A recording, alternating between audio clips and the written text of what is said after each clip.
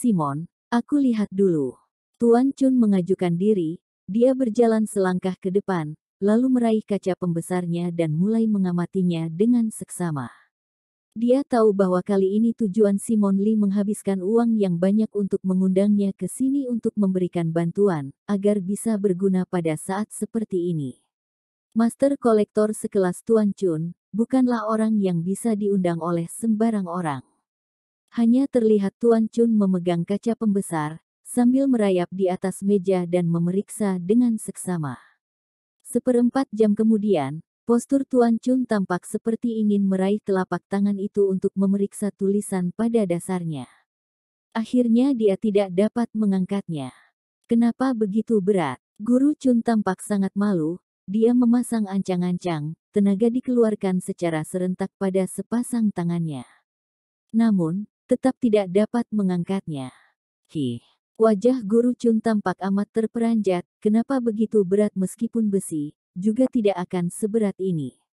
Guru Chun, apakah kamu ingin melihat tulisan pada dasarnya? Saat ini, Hendrik Lee tertawa terbahak-bahak, dengan satu tangannya, dia meraih tangan raksasa tersebut, dan langsung mengangkatnya, kamu lihatlah dengan teliti. Guru Chun pun tidak dapat menahan dirinya dan menatap Hendrik Lee dua kali, ternyata benar, dia adalah manusia berkekuatan besar. Setelah memeriksanya sesaat, Guru Chun menarik tangannya dan kembali ke sisi Simon Lee. Hendrik Lee berkata dengan lantang, Guru Chun, apakah kamu sudah mengetahui asal-usul palem raksasa? Semua orang menatap Guru Chun penuh penantian, sesekali Guru Chun mengeluarkan suara batuk, wajahnya sedikit memerah, sangat jelas kepercayaan dirinya tidak mencukupi ketika berbicara, seharusnya ini adalah benda yang dikuburkan bersama orang mati, yang diwakili oleh tangan raksasa adalah suatu totem. Dari peninjauan sejarah secara keseluruhan, sangat jarang suatu perkumpulan etnis menggunakan manusia raksasa sebagai totem. Hanya beberapa perkumpulan suku asli di bagian barat Vanuatu yang menggunakan manusia raksasa sebagai totem. Oleh sebab itu, aku menebak kalau palem raksasa ini seharusnya berasal dari perkumpulan suku pada bagian barat Vanuatu. Mendadak, Hendrik Lee tertawa, Guru Chun, kamu menyangkut pautkan dengan sangat menjanjikan. Yang kamu katakan itu tidak salah. Saat ini di dunia ini, memang benar kalau orang di bagian barat Vanuatu adalah yang tertinggi. Rata-rata tinggi tubuh mereka mencapai 2 meter. Namun, hanya dengan berdasarkan itu, kamu pun bersikeras mengatakan kalau palem raksasa ini digali dari area Vanuatu.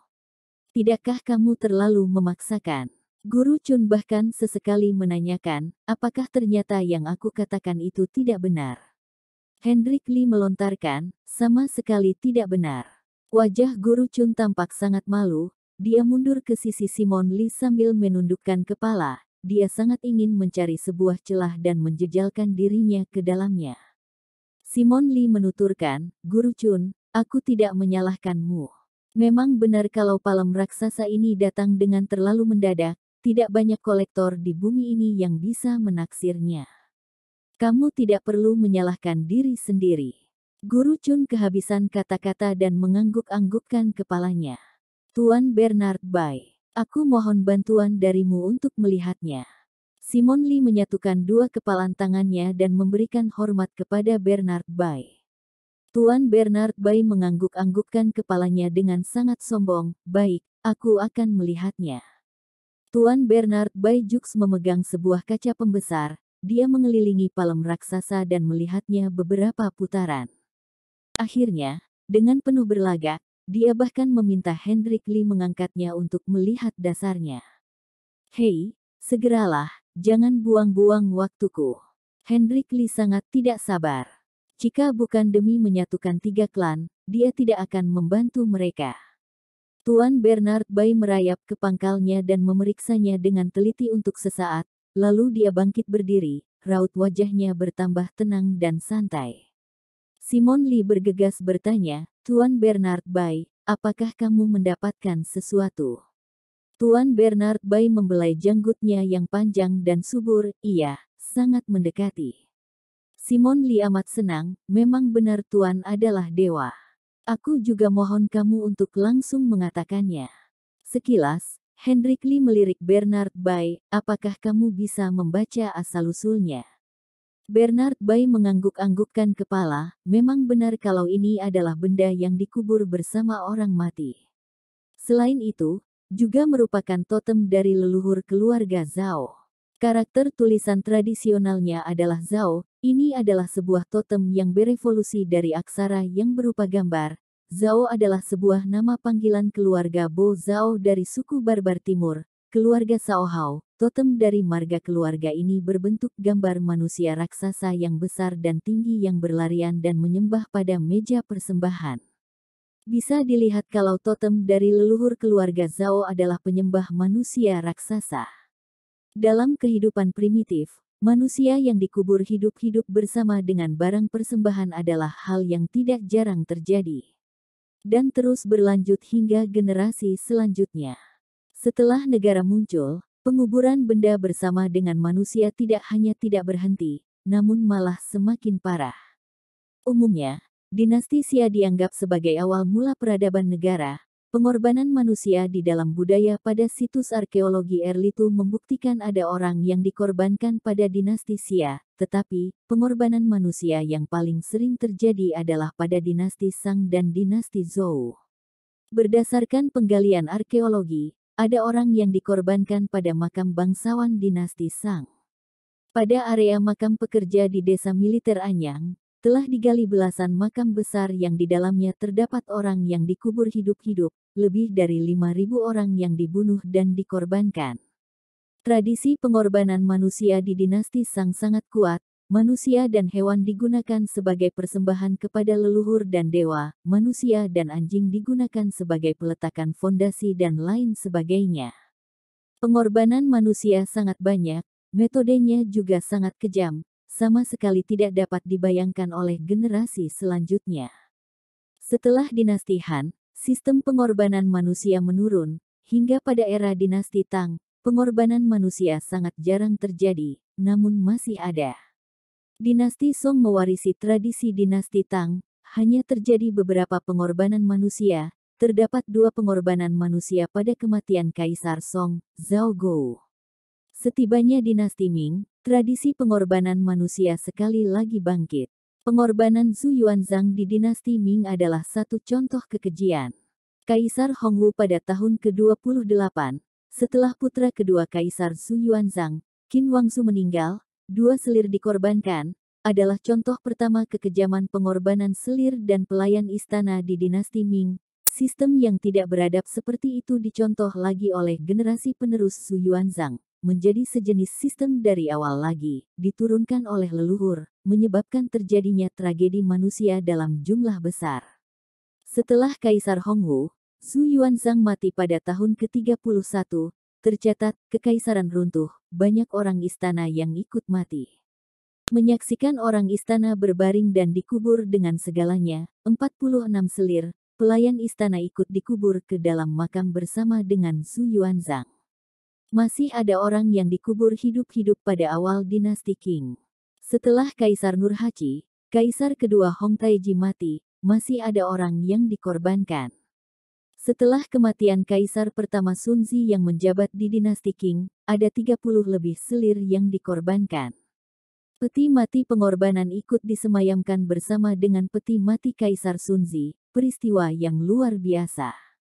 Kaisar Kangqi mengecam kekejian itu. Dia menurunkan titah untuk menghapus pengorbanan. Bernard Bai menjelaskan sejarah manusia yang dikorbankan secara mendetail. Pada akhirnya, dia mengatakan, catatan nyata Kaisar, mencatat penampilan Kaisar Ming sedikit tinggi, penampilan heroik, ambisi besar, hidup sendiri di dalam kontemplasi, tidak dapat diprediksi. Penampilannya juga dijelaskan di dalam sejarah dinasti Ming tinggi, penampilan heroik, unik. Ambisi besar, orang tidak dapat menebaknya. Bisa dilihat kalau Kaisar dinasti Ming tinggi dan besar, dagunya sangat panjang. Pada era Hongwu, pada penghujung riwayatnya, Kaisar dinasti Ming bertapa dan memohon kepada dewa, setelah dia beranggapan kalau dirinya adalah leluhur keluarga Zhao, dia menggunakan manusia raksasa sebagai totem, dia menyembah manusia raksasa dan memohon umur panjang. Gambar manusia raksasa menjadi dewa, yaitu gambar yang paling diagungkan oleh Kaisar Dinasti Ming. Sebelumnya, aku pernah melihat gambar itu pada sebuah acara lelang, terdapat totem seorang manusia raksasa di dalamnya. Oleh sebab itu, aku menebak kalau palem raksasa ini digali dari makam Kaisar Dinasti Ming, yang berisi harapan Kaisar Dinasti Ming untuk menjadi dewa. Yang dikatakan oleh Tuan Bernard Bai sangat jelas dan logis, bahkan dirinya mempercayainya. Semua orang di lokasi terbengong. Bahkan Hendrik Lee pun terperanjat, dagunya hampir saja terjatuh. Kak, untuk apa berbual? Bisa-bisanya mengatakannya dengan begitu jelas dan logis. Sungguh kehabisan kata-kata. Mendapati semua orang tidak berbicara, Tuan Bernard Bai pun mengira kalau semua orang sudah dikejutkan oleh bakatnya. Dengan bangga dia menatap Geo Li. Geo, seharusnya semua yang aku katakan itu benar, bukan?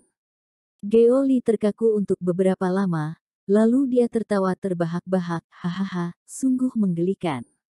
Tuan Bernard Bai hanya beranggapan kalau Geo Li mengakui kalau ucapannya benar. Dia langsung mengatakan, terima kasih banyak atas pengakuan Geo, tampaknya, yang aku katakan itu benar.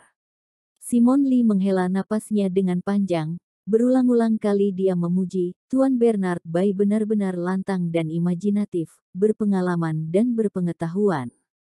Bahkan bisa menganalisis dengan begitu jelas terhadap palem raksasa seperti ini.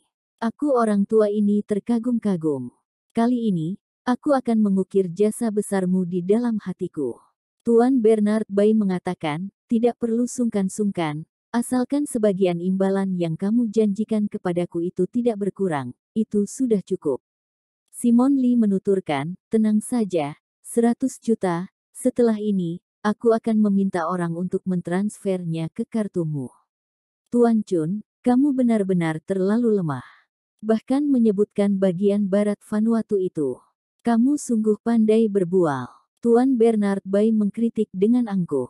Guru Chun mendapati Geo Li terbahak-bahak. Dia menduga kalau seharusnya jawaban Bernard Bai sudah benar. Dia langsung merasa tidak baik untuk mengelak. Wajahnya tampak sangat malu. Tuan Bernard Bai membalikkan kepalanya lagi dan sekilas menatap Eric Ling, bocah. Kali ini kamu datang ke tempat ini dan bisa menyaksikan bakatku, maka kedatanganmu sangat bermakna.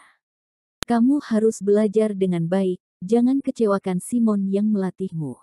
Jika nantinya ada yang tidak dimengerti, asalkan kamu membuka harga yang masuk akal, maka aku bisa mempertimbangkan untuk memberimu jawaban, dan mengajarimu sesuatu. Eric Ling pun tidak berdaya dan tertawa getir.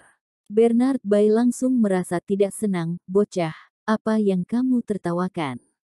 Eric Ling berkata, aku menertawakan semua orang yang sedang menertawakanmu. Tepat ketika Bernard Bai ingin mengecam Eric Ling, saat ini Hendrik Lee pun akhirnya tidak dapat menahan tawanya dan mengatakan, Bernard, aku benar-benar mengagumi kulit wajahmu, benar-benar tebal. Kamu tidak memiliki kemampuan yang sesungguhnya sedikitpun, bisa-bisanya berkata dengan begitu jelas dan logis. Benar-benar menggelikan. Bernard Bai langsung menjadi tegang, apakah ternyata yang aku katakan itu tidak benar? Hendrik Lee melontarkan, setumpuk omong kosong. Tidak ada satupun kalimat yang benar. Dalam sekejap, Bernard Bai merasa sangat malu. Setelah termenung beberapa saat, dia merasa kalau analisisnya lumayan masuk akal. Dia melanjutkan perkataannya, Hendrik. Kamu tidak boleh sengaja berbicara sembarangan. Aku rasa semua yang aku katakan itu memiliki landasan dan bukti, hampir mendekati. Sengaja berbicara sembarangan.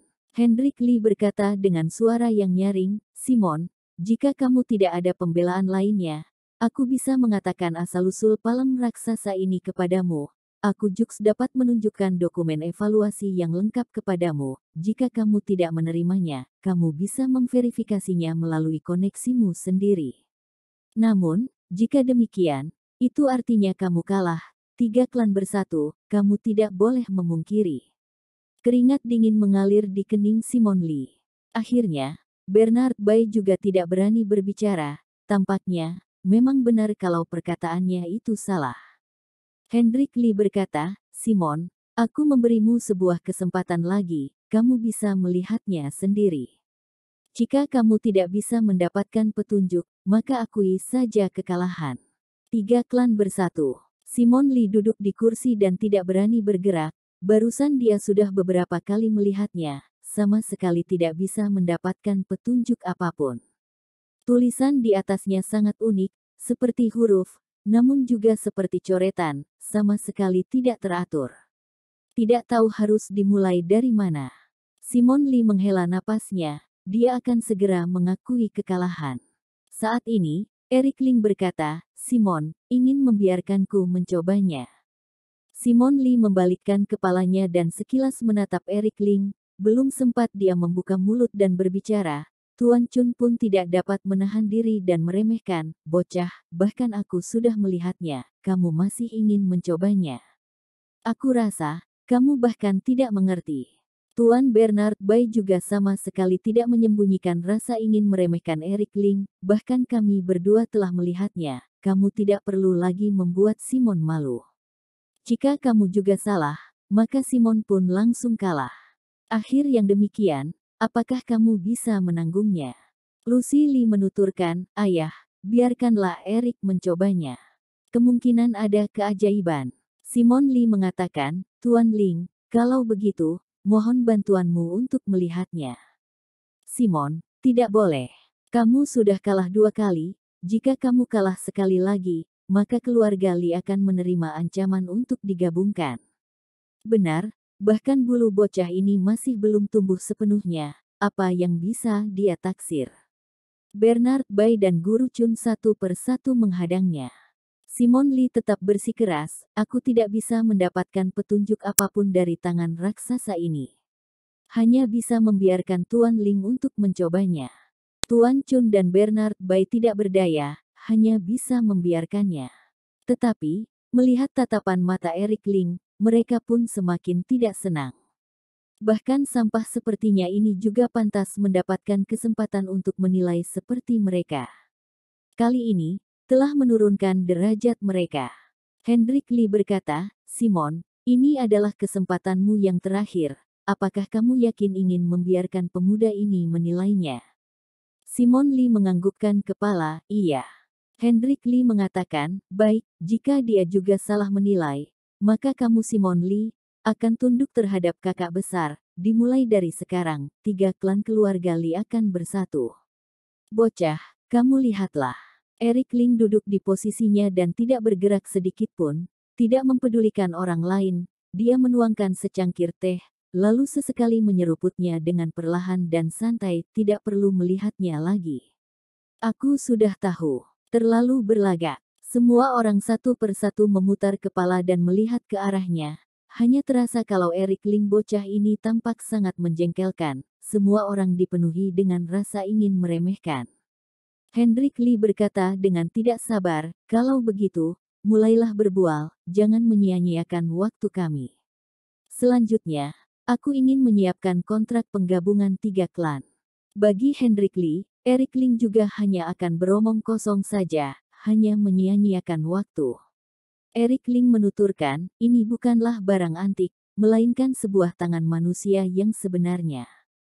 Begitu kalimat itu dilontarkan, semua orang di lokasi sangat terkejut. Guru Chun terbahak-bahak, bocah, apakah kamu sedang beromong kosong? Bahkan benda ini lebih berat dibandingkan dengan besi, jelas-jelas adalah barang antik. Kemungkinan terbuat dari tembaga. Bahkan bekas karat pada permukaannya membuktikan kalau ini adalah logam. Bisa-bisanya kamu mengatakan kalau ini adalah tangan manusia. Sungguh menggelikan. Tuan Bernard Bai melontarkan, aku rasa kamu buta. Bisa-bisanya mengatakan sebongkah logam ini adalah tangan manusia. Telapak tangan ini bahkan lebih besar daripada cakar beruang, tangan manusia apa yang sebesar ini? Omong kosong. Simon, suruh bocah itu kembali saja, jika membiarkannya terus membual, reputasimu pun akan dirusak olehnya. Kedua orang itu menyindir Eric Ling dengan semampunya. Namun, saat ini Hendrik Lee malah tertegun, pemuda ini sangat luar biasa. Geoli yang selalu duduk di kursi dan meminum teh itu, matanya bercahaya. Yang kamu katakan itu benar, memang benar kalau ini adalah sebuah tangan manusia. Lanjutkan perkataanmu. Apa yang dia katakan itu benar? Guru Chun dan Bernard Bai pun tercengang. Bagaimana mungkin? Bahkan Geoli sudah membuka mulut, mereka juga tidak bisa terus melawan Eric Ling lagi, hanya merasa tidak dapat dipercaya saja. Mereka sangat ingin melihat apa yang akan dikatakan oleh Eric Ling selanjutnya. Eric Ling meneruskan perkataannya, ini adalah telapak tangan ras manusia raksasa. Banyak fakta sejarah dan arkeologi yang membuktikan kalau ras manusia raksasa itu ada. Tahun 1613, sebuah tambang batu di barat daya Prancis menggali sebagian tulang dan sebutir gigi yang sangat besar. Para sarjana seperti Perot dari Prancis dan Tyson dari Inggris mulai membedah hewan hidup, lalu membandingkannya dengan tulang serupa dari tambang batu, dan membuktikan kalau fosil-fosil tersebut bukanlah berasal dari hewan primata raksasa, melainkan berasal dari manusia raksasa. Tahun 1966, ahli biologi India menemukan tulang yang menyerupai tulang manusia pada area dengan jarak hampir 100 km dari ibu kota New Delhi. Dengan tinggi tubuh setinggi 4 meter, panjang tulang rusuk 1 meter, setelah melewati identifikasi ilmiah. Diketahui bahwa itu adalah tulang manusia purba berukuran besar yang berusia 10.000 tahun. Kenapa telapak tangan manusia raksasa ini bisa lebih keras dibandingkan dengan besi? Karena ini bukanlah manusia raksasa biasa. Kekuatan kultivasi di depannya telah mencapai puncak yang tidak terbayangkan, kemungkinan sudah mencapai jembatan Tongyun, bahkan tingkat yang lebih tinggi. Tubuh sekelas ini, tulangnya sebanding dengan baja. Meskipun ditiup oleh angin dan dibakar oleh matahari, seiring berjalannya waktu, dia juga tidak akan rusak. Eric Ling membalikkan kepalanya dan sekilas menatap kepada Guru Chun, barusan, bukankah kamu mengatakan kalau benda ini sangat berat? Apakah kamu tahu seberapa padatnya ini? Guru Chun mengingat kembali kejadian sebelumnya. Dia berkata pelan, memang sangat berat, jauh lebih berat dibandingkan dengan besi. Eric Ling mengatakan, kepadatannya sangat tinggi. Jauh lebih padat dibandingkan dengan platinum. Tidak termasuk ke dalam logam jenis apapun. Jika kalian melakukan analisis kimia, kalian akan mendapati kalau komposisi utamanya adalah kalsium, tetapi juga telah ditambah dengan komposisi lainnya yang tidak diketahui, sehingga membuat kepadatannya sangat tinggi. Tatapan mata Geoli semakin terfokus, teruskan perkataanmu. Eric Ling melanjutkan perkataannya, empu dari telapak tangan raksasa ini kemungkinan mati karena dikubur hidup-hidup, adalah benda yang dikubur bersama orang mati. Dan untuk eranya, tidak dapat ditemukan di dalam catatan sejarah yang sebenarnya, juga sulit untuk ditemukan di dalam sejarah legenda. Aku tidak tahu dengan latar belakangnya. Namun aku tahu kalau di dalam telapak tangan raksasa ini terdapat energi dingin, bekas karat pada permukaannya disebabkan oleh es yang menggerogotinya sepanjang tahun. Jika tebakanku tidak salah, seharusnya dia berasal dari Gunung Lanos. Terdapat legenda manusia raksasa di Gunung Lanos, sebagai contoh, salah satunya adalah monster salju, dengan tubuh setinggi 7 meter. Fisik mereka secara alami sangat kuat dan besar, menjaga Gunung Lanos. Kesunyian. Kesunyian yang mencekam. Guru Chun dan Tuan Bernard Bai sama-sama menghirup udara dingin. Jika tangan raksasa ini benar-benar adalah tangan monster salju, maka perkataannya masuk akal. Karena memang benar kalau beredar legenda monster salju di Gunung Lanos. Semacam Yeti pada Gunung Himalaya. Hendrik Lee pun tertegun, kenapa kamu tahu? Eric Ling berkata, aku paham dengan banyak hal, tentu saja aku tahu. Hendrik Lee memutar kepalanya dan menatap Geoli, wajahnya sangat terperanjat. Geoli mengerutkan alis matanya, kalau begitu, menurutmu, sudah berapa tahun telapak tangan ini digali keluar dari tanah? Eric Ling menuturkan, 200 tahun. Plok-plok, Geoli menepukkan tangannya. Semakin lama semakin cepat, pada akhirnya dia bangkit berdiri dan mengatakan, luar biasa, sungguh luar biasa. Simon, di sisimu ada sebuah bantuan yang hebat. Bahkan menjabarkan asal-usul dan umur telapak tanganku ini dengan begitu jelas. Pada situasi ini, kita seri. Simon Lee menghela napas panjang, tatapan matanya kepada Eric Ling pun berubah. Mengerikan. Luar biasa. Guru Chun dan Bernard Bai pun menundukkan kepala saking malunya, wajahnya mereka telah tertampar. Sebelumnya, mereka bahkan telah meremehkan Eric Ling, mengatakan kalau bulu Eric Ling masih belum tumbuh sepenuhnya.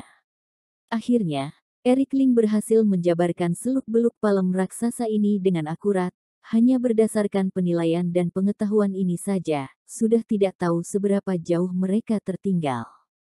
Jika terdapat celah di atas lantai, mereka sangat ingin menerobos masuk ke dalamnya.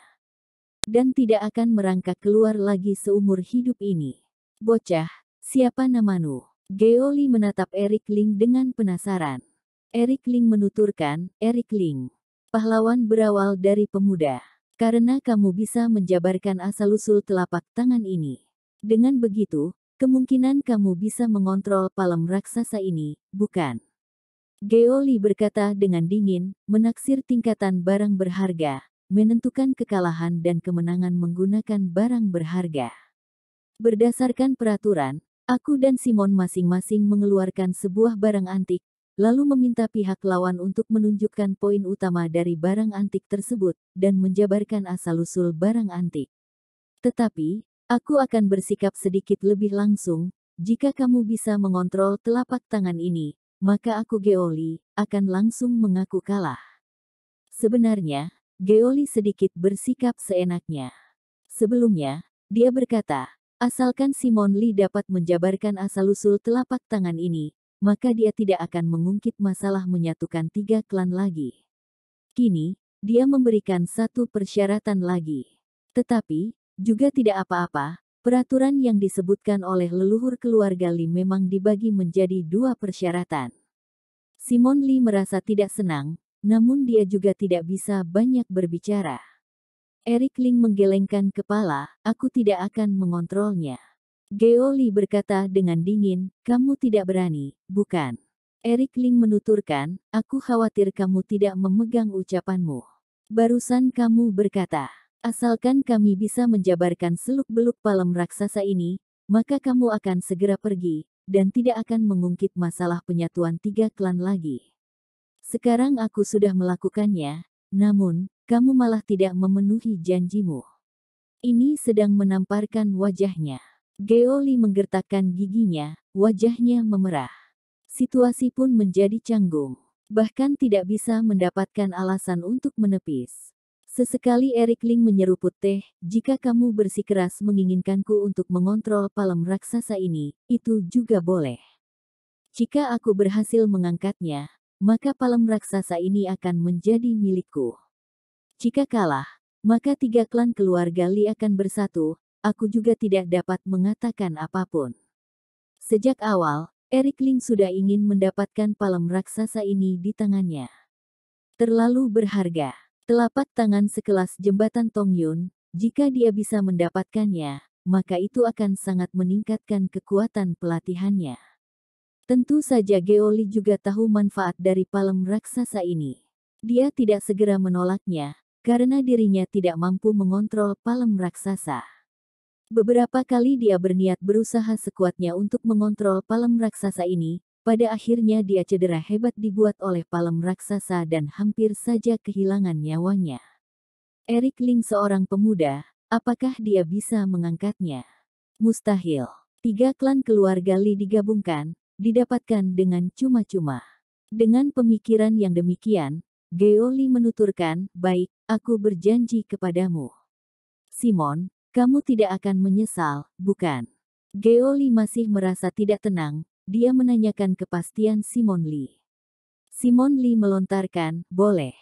Eric Ling penguasa Zonghai ingin berbuat demikian, apakah dia bisa melarangnya?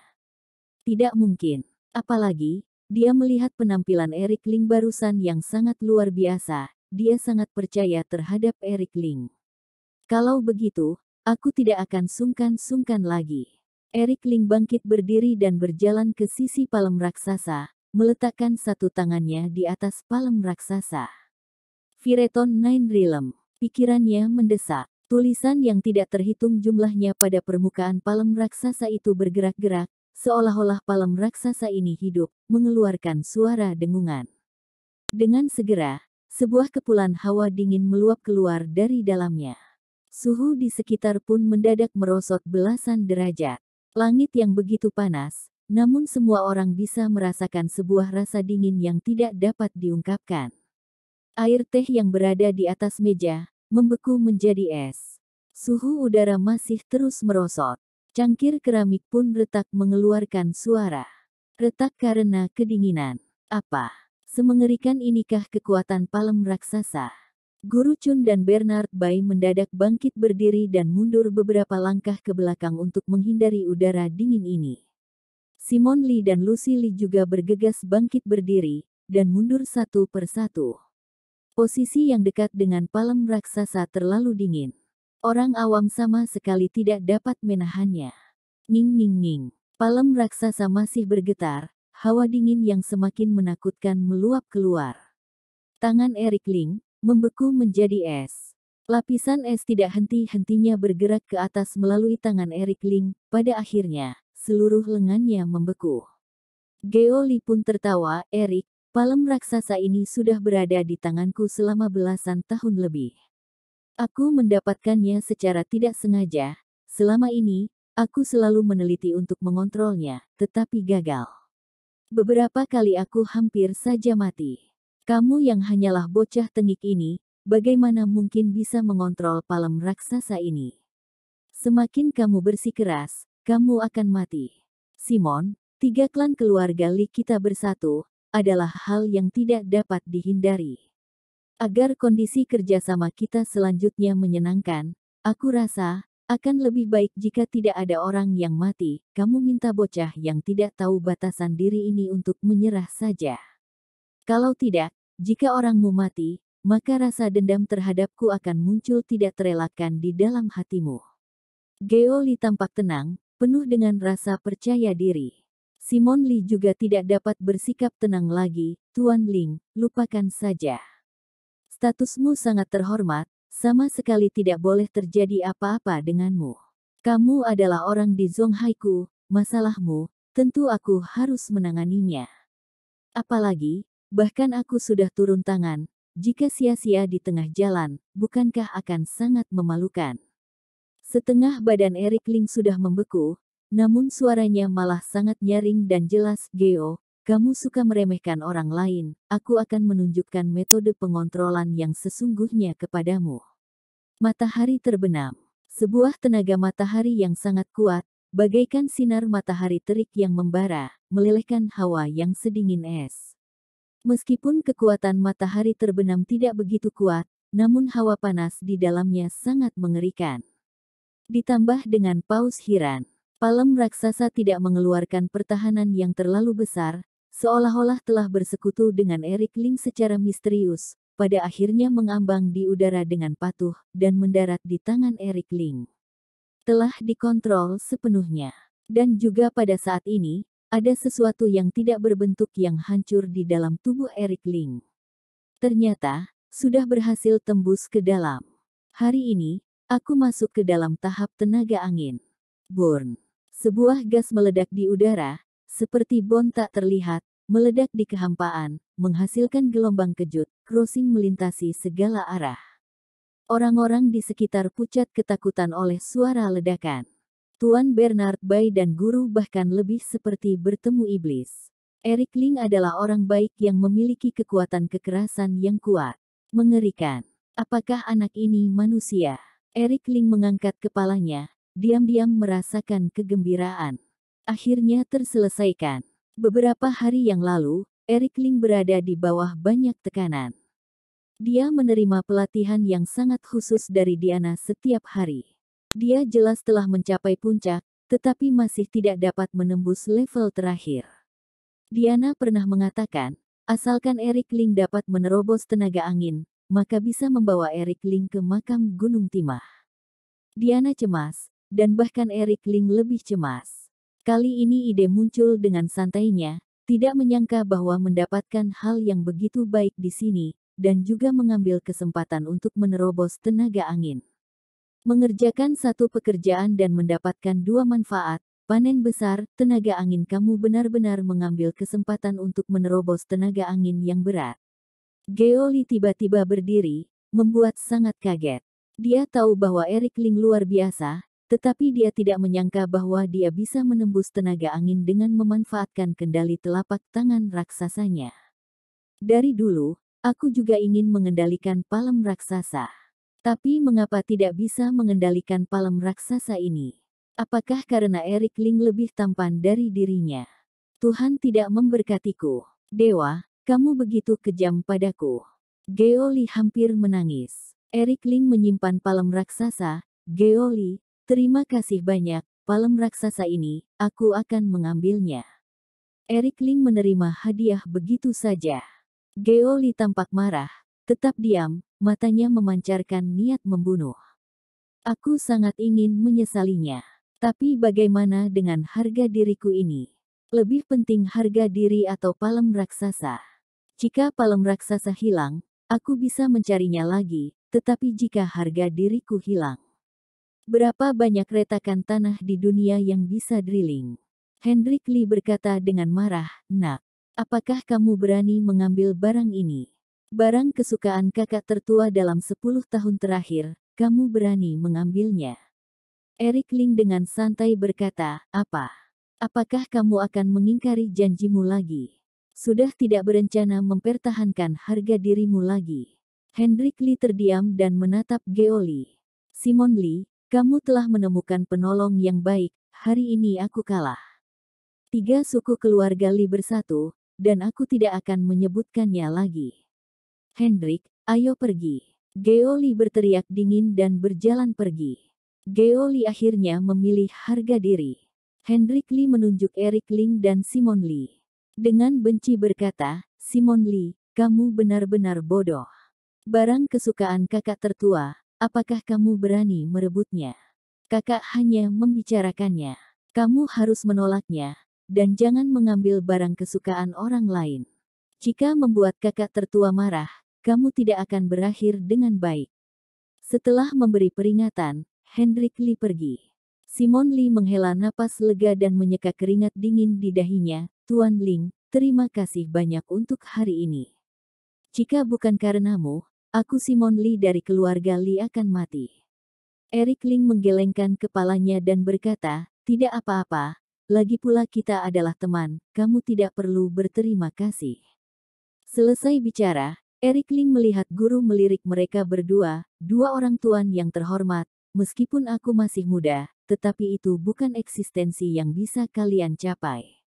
Berbicara dan bertindak nantinya, lebih baik sedikit rendah hati." Mereka tidak berani membantah, menundukkan kepala karena malu. Penampilan Eric Ling terlalu memukau, semuanya tergulir. Lucy Lee menarik Eric Ling ke samping. "Eric Ling, tetaplah di sini untuk makan malam. Aku akan mengantarmu kembali setelah makan malam." Eric Ling mengangguk, "Baiklah." Lucy Lee berpikir bahwa Eric Ling tidak akan setuju, tidak menyangka dia menyetujuinya.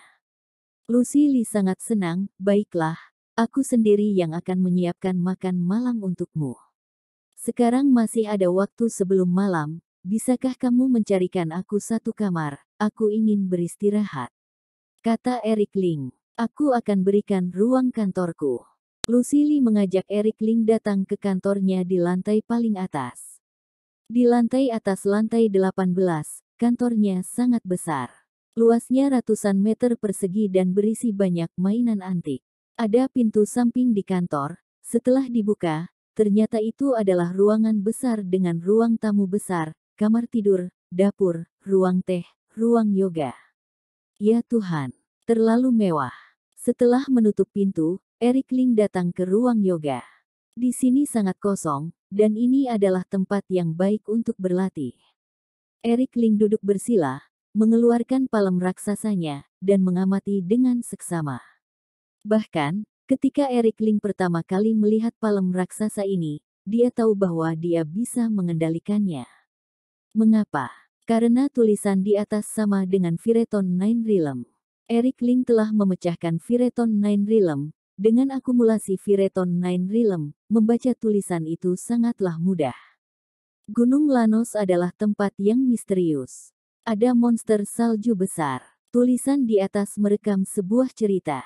Eric Ling dengan hati-hati membaca tulisan itu, lalu menulisnya di atas kertas, dan kemudian menyusunnya, akhirnya membentuk sebuah cerita yang utuh.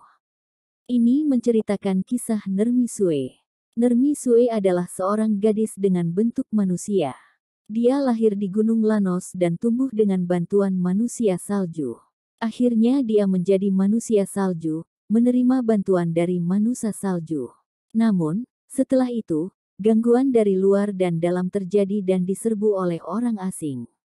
Pada akhirnya, orang asing meminta Nermi Sue untuk bunuh diri, dan kemudian dia dievakuasi. Nermi Sue bunuh diri dan mati untuk melindungi klan manusia salju.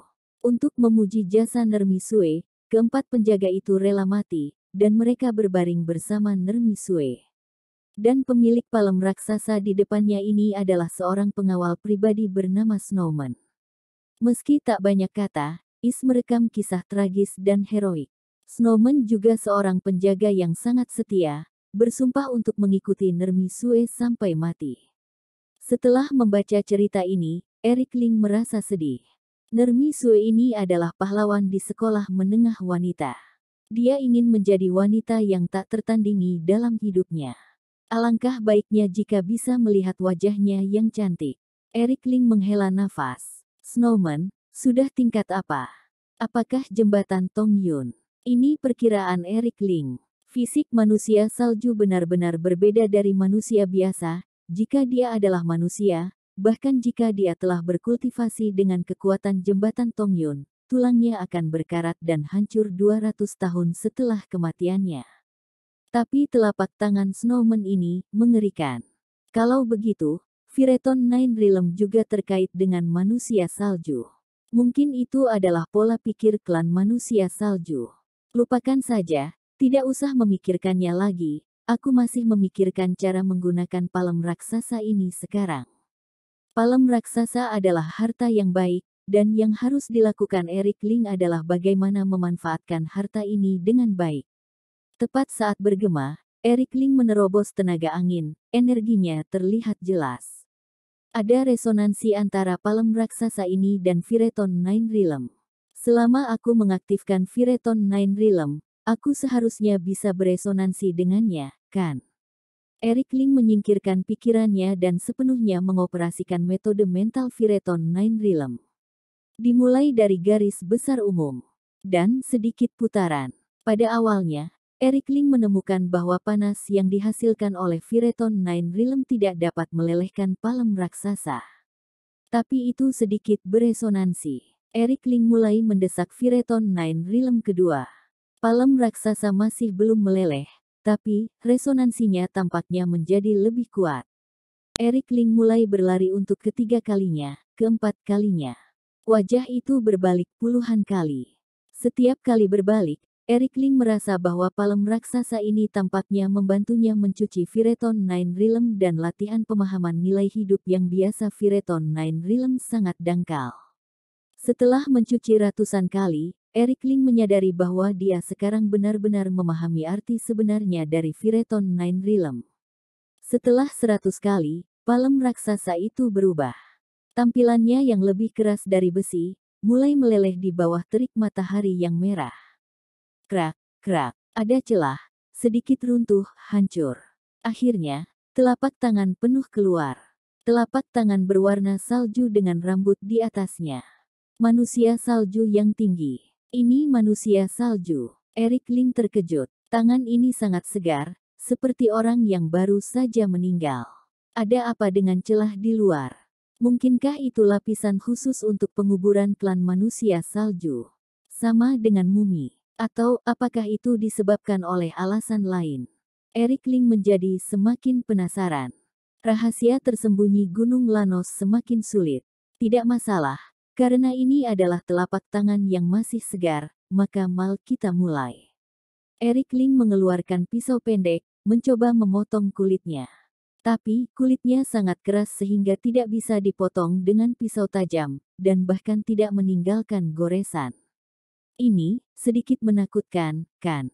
Eric Ling mencoba beberapa kali, tetapi tidak berhasil. Ini benar-benar mengejutkan Eric Ling. Eric Ling mulai menggunakan cara lain, tetapi tetap tidak bisa memotongnya. Paman, kulitmu sangat keras untuk seorang yang telah mati 200 tahun. Betapa buruknya dirimu selama kamu hidup. Eric Ling menunjuknya. Memotong dengan benang tipis. Kretiet. Sebuah mata jarum ditusuk. Sialan, dengan cara memotong dengan benang tipis, aku hanya bisa menusuk luka seukuran mata jarum. Ketahanan kulit ini menakutkan. Eric Ling tidak bisa menahannya.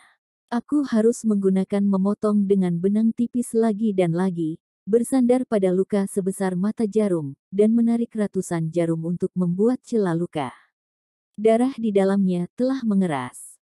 Dengan kata lain, tidak ada darah sama sekali. Namun di telapak tangannya, ada bola berdarah seukuran ibu jari. Benda, apa ini? Eric Ling memegangnya di tangannya, berat dan sedikit berlendir. Ini darah. Darah yang mengembun menjadi bola. Pil darah.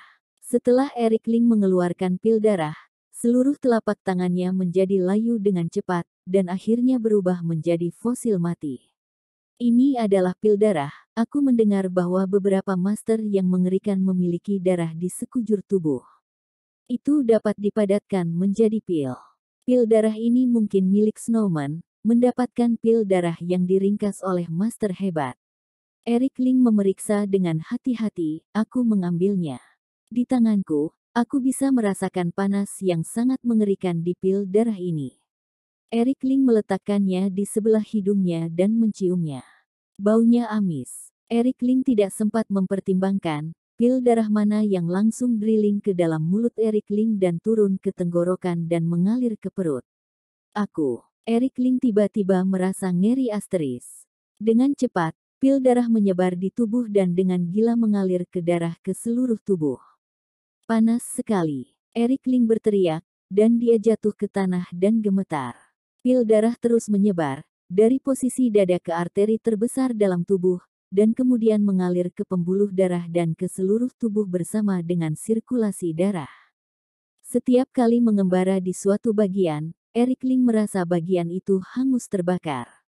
Terlalu panas. Itu jauh lebih panas daripada cuaca panas yang dihadapi Eric Ling saat pertama kali bertemu Bella Su. Kulitnya merah dan tidak lama Eric Ling pingsan dan terbakar di tanah. Di sekitar, ada api. Ya, matras yoga terbakar. Tirai, rak kayu, semuanya terbakar. Api semakin membesar. Bicara tentang Simon Lee yang mengundang Guru Chun dan Bernard Bai untuk makan malam. Keduanya menyetujuinya dengan begitu saja. Tetapi ketika Simon Lee mengatakan bahwa Eric Ling akan tinggal untuk makan malam, kedua lelaki tua itu segera berkata bahwa masih ada sesuatu yang harus lakukan. Harus melakukannya terlebih dahulu. Dipukuli wajahnya oleh Eric Ling seperti ini. Di mana wajah mereka yang tersisa untuk menghadapi Eric Ling?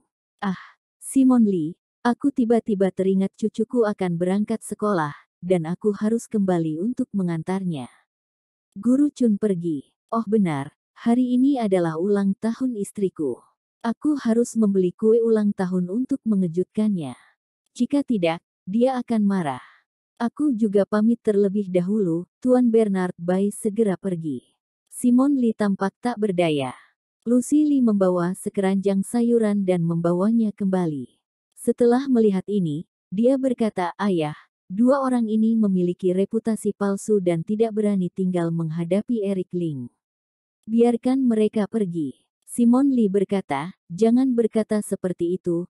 Kekuatan Guru Chun dan Tuan Bernard Bai sangat tinggi, tidak di bawahku. Kali ini jangan menyalahkan mereka, salahkan kepada masalah Geoli yang terlalu sulit. Hanya orang aneh seperti Eric Ling yang bisa menghadapinya. Baguslah kamu mengetahuinya, aku tidak perlu memberi tahumu lagi. Aku akan memasak." Lucy Lee hendak pergi dengan keranjang sayur. Simon Lee sangat iri, "Hei, aku telah mengurusmu selama bertahun-tahun, dan kamu tidak pernah memasak makanan untukku. Sekarang ketika Eric Ling datang, kamu begitu baik padanya. Aku adalah ayahmu, bukan orang luar. Ayah, apa yang kamu bicarakan? Aku memasak hari ini untuk merayakan keluarga Li kita belum digabungkan. Bukankah aku melakukan ini untukmu? Kata Lucy Li jenaka. Simon Li melambaikan tangannya dan berhenti berdebat di mana Eric Ling. Aku akan menemuinya. Dia berkata ada sedikit urusan, dan pergi ke kantorku. Kenapa? Lucy Li belum selesai berbicara, dan seorang bibi pembersih bergegas masuk. Tuan, ini buruk, kantormu terbakar apinya sangat besar. Apo? Lucy Li berteriak, cepat panggil tim keamanan untuk memadamkan api. 1 jam kemudian, api di kantor itu padam. Eric Ling. Lucy Li mencengkeram hidungnya dan mencari-cari jejak Eric Ling. Di ruang yoga, dia melihat Eric Ling yang serba hitam, terbaring tak bergerak di tanah. Kulitnya merah, merah dan hitam, hitam berkilau. Panasnya bergulir. Ayah, ada apa? Mengapa dia terbakar seperti ini? Lucy Li melangkah maju dan menyentuh Eric Ling, tetapi tangannya terbakar. Simon Li berkata dengan cemas, panggil ambulans. Dengan cepat, Eric Ling dibawa ke rumah sakit untuk diselamatkan, tetapi tempat tidurnya terbakar. Setiap kali Eric Ling menyentuh selimut atau kayu, secara otomatis akan terbakar. Eric Ling adalah sumber api. Simon Li tahu ada sesuatu yang tidak benar, jadi dia menyuruh seseorang untuk memberi tahu Bloody Mary. Bloody Mary datang ke bangsal dan menjemput Eric Ling dan pergi tanpa mengucapkan sepatah kata pun. Lucy Li melihat Bloody Mary yang pergi, dan dengan penasaran bertanya, ayah, bagaimana dia tidak terbakar ketika dia menggendong Eric Ling? Apakah ini kekuatan cinta? Simon Li menggelengkan kepalanya, berhentilah memikirkannya. Mari kita tunggu di rumah. Masalah ini bukan sesuatu yang dapat kita selesaikan. Simon Li, ikutlah denganku. Bloody Mary tidak sempat menanyakan penyebab spesifik penyakitnya, jadi dia harus membawa Simon Li. Bloody Mary tidak terbakar, tetapi tubuhnya juga terbakar. Tubuh Eric Ling terlalu panas. Membawa Eric Ling, datang ke gubuk di tebing Laut Amer untuk pertama kalinya dan menemukan Bella Su. Kecuali Bella Su, Bloody Mary tidak bisa memikirkan orang lain yang bisa menyelamatkan Eric Ling. Bella Su dengan hati-hati memeriksa kondisi Eric Ling, dan akhirnya menarik napas, kalian memberi Eric Ling makanan apa? Bloody Mary menatap Simon Li, ceritakan semua yang kamu tahu. Simon Li menggelengkan kepalanya, dia tidak memakan apa-apa. Bella Su bertanya, lalu apa yang dilakukan Eric Ling sebelum terbakar? Simon Li menceritakan tangan raksasa itu secara detail, dan akhirnya berkata, Eric Ling membawa tangan raksasa itu ke kantor putriku. Tak lama kemudian kantor itu terbakar. Mata Bella Su terbuka lebar, apakah telapak tangan raksasa itu masih ada? Simon Li menggelengkan kepalanya, masih ada, ini. Simon Li mengeluarkan telapak tangan raksasa yang keriput. Bella Su menarik napas dalam-dalam setelah melihatnya, wajahnya menjadi muram. Bloody Mary menggertakkan giginya dan bertanya, Dokter Su, ada apa dengan Eric Ling? Bella Su berkata, Eric Ling seharusnya telah meminum pil darah. Darah klan manusia salju secara alami panas dan dapat menahan suhu dingin yang ekstrim. Manusia salju dapat hidup di Gunung Lanos yang berada di bawah 0 derajat Celcius tergantung pada jenis darah panas ini. Darah jenis ini juga disebut Fire Blood. Beberapa manusia salju yang kuat bahkan mengembangkan Phyreton Blood. Darah jenis inilah yang diambil Eric Ling. Suhu yang sangat tinggi membakar tubuhnya, dan demam tinggi tidak turun. Jika suhu tidak bisa diturunkan, tubuhnya akan terbakar sampai mati. Terbakar sampai mati. Ini terlalu menakutkan. Bloody Mary berkata dengan cemas, apakah ada cara lain? Bella Su berkata, aku tidak punya pilihan selain membekukannya. Jika dia beruntung, maka tubuhnya akan menyerap Phyreton Blood dan mendapatkan atribut kuat yang tak terhitung jumlahnya dari Phyreton Blood, seperti kehidupan baru. Jika tidak cukup beruntung, dia akan secara langsung terbakar dan mati. Apakah Phyreton Blood ini begitu menakutkan? sehingga kamu tidak memiliki cara untuk menahannya. Dalam kesan Bloody Mary, keterampilan medik Bella Sue sangat bagus. Dia dapat dengan mudah menyembuhkan penyakit yang tak terhitung jumlahnya di dunia. Bella Sue berkata, manusia salju sangat kuat, yang diandalkan adalah Phyreton Blood. Menurutmu menakutkan tidak? Ini adalah ras yang dapat dilahirkan di luar level Grandmaster. Oke, aku akan membekukannya dulu. Jika kalian tidak ada hal lain, silahkan keluar. Bella Sue membawa Eric Ling ke kamar di dalam, di mana ada meja es. Menempatkan Eric Ling di atas platform es, tubuh Eric Ling dengan cepat mengembun menjadi es, dan tidak ada gerakan lagi. Simon Lee, apa yang terjadi pada Eric Ling? Jangan mengatakannya kepada siapapun, kamu letakkan palem raksasa di tempatku. Jika ada yang bertanya, kamu katakan itu ada di tangan Eric Ling. Bella Sue mengingatkan, jika masalah ini bocor, keluarga Lee kalian akan hancur. Wajah Simon Lee pucat, apakah semenakutkan itu? Bella Sue berkata, mayat manusia salju, Phyreton Blood. Itu adalah harta yang cukup untuk membuat orang-orang seni bela diri dunia berperang gila. Berapa banyak master seni bela diri yang sangat ingin melampaui batas master, mencapai tingkat bentuk kehidupan yang lebih tinggi. Dan Phyreton Blood adalah semacam harapan. Jika diketahui oleh orang-orang kawasan Jiangbei Provinsi Qian, aku khawatir keluarga Hai akan keluar semua. Kiss. Bloody Mary dan Simon Lee menarik napas secara bersamaan. Jika keluarga Hai mengetahuinya, mereka akan menumpahkan. Simon Lee gemetar, aku mengerti. Aku pasti akan tutup mulut. Bella Sue mengangguk, kamu mengatakan sebelumnya bahwa palem raksasa ini dibawa oleh salah satu saudara tertuamu, Geo Lee. Simon Lee dengan hormat berkata, ya. Bella Sue berkata, di mana Geo Lee tinggal? Simon Lee berkata, di Provinsi Dongsan. Geo Lee membangun kembali barang berharga dari nenek moyang kami keluarga Lee. Melihat-lihat monumen kuno, itu sangat menarik. Aku Jux tidak tahu di mana mereka tinggal di Provinsi Dongsan. Bella Sue berkata, jadi, apakah ada yang tahu tentang kunjungan Geo Lee ke Zonghai kali ini? Apakah ada yang tahu tentang dia membawa palem raksasa? Simon Lee berkata, Geo Lee sangat berhati-hati dalam pekerjaan ini.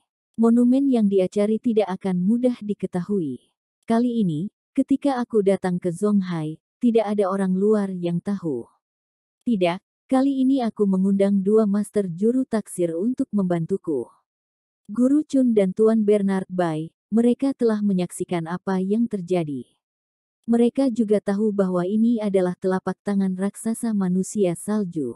Gawat. Bella Sue tiba-tiba berdiri, Bloody Mary, pergi temukan dua orang ini, pastikan agar tidak bocor.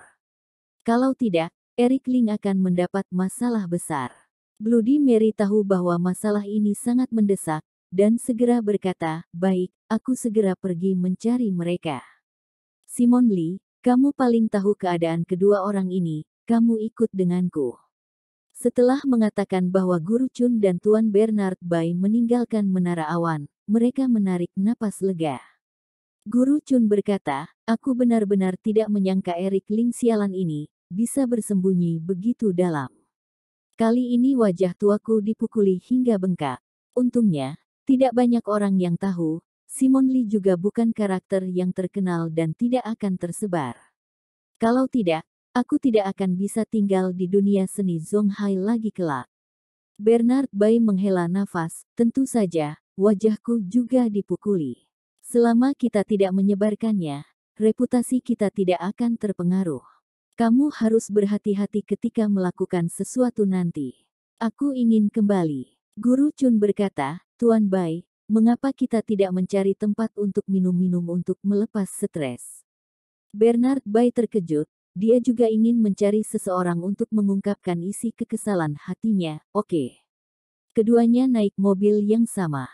Memutuskan untuk menemukan tempat dan mencari beberapa wanita cantik untuk bersenang-senang.